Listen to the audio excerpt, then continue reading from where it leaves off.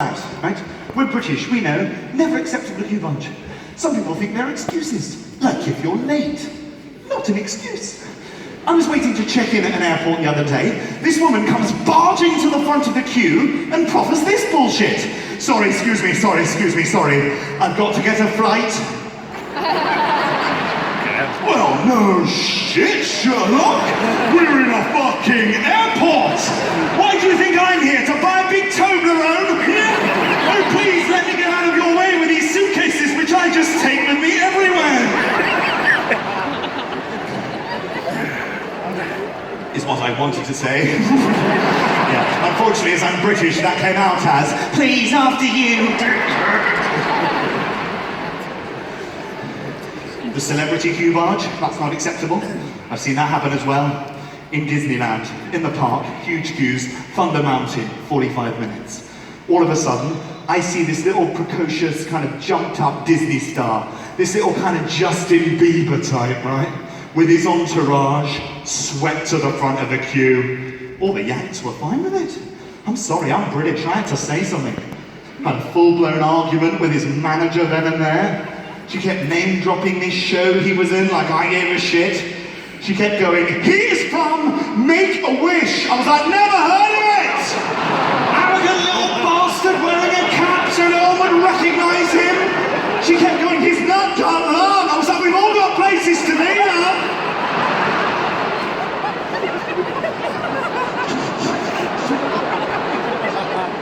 Wow, that one divided the room. Don't worry, that one is a joke. Obviously, I didn't actually say that.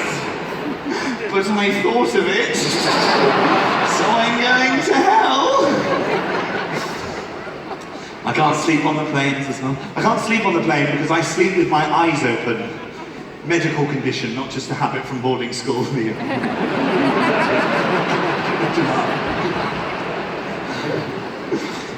Apparently 4% of the population sleep with their eyes open. Does anyone else sleep with their eyes open?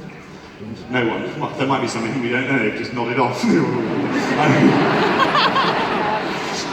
Mine's not the whole way, but if I fall asleep with my contact lenses in, it's pretty peculiar.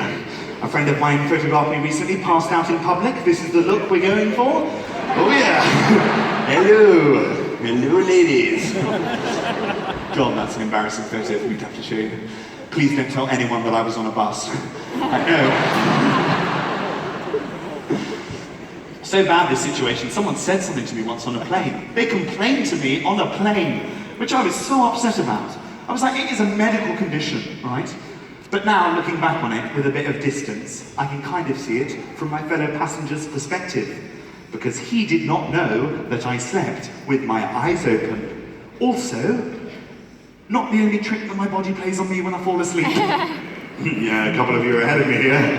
Yeah, I imagine it was quite unnerving for this passenger that for the entirety of a 2-hour flight, every time he turned to his right, the passenger in the seat next to him appeared to be sat there, gazing into his eyes, drool tumbling from my bottom lip, nursing a semi.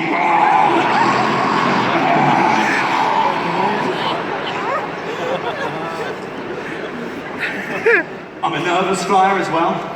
They don't help nervous flyers, do they? Can we get rid of the safety demonstration already? Why do we have that still? Why do we have to start every flight with them performing a little pantomime entitled The Horrific Ways You Could Die on This Plane? If you're going to keep it as well, update it, alright? I get it, okay? We're not putting on life jackets on a day-to-day basis. Ditto, oxygen mask.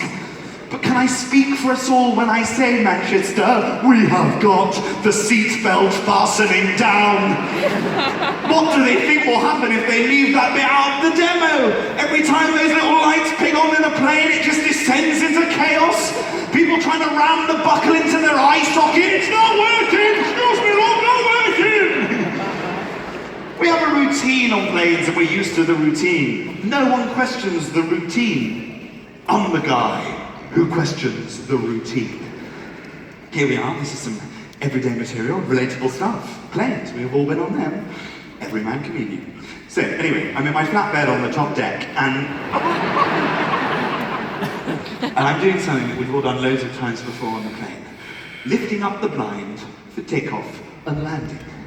And for the first time ever, I decided I would ask the stewardess why I had to lift up the blind for takeoff and landing. It is a question that I regret asking. Because I have fact-checked her response, and this is the genuine reason on the Civil Aviation website. I said, "Madam, out of interest, why do I have to lift up the blind for takeoff and landing?" She looked at me. Do you know what she said? She went, "Well, sir, if something were to go wrong with the engine, you are the pilot's eyes." I beg your fucking pardon?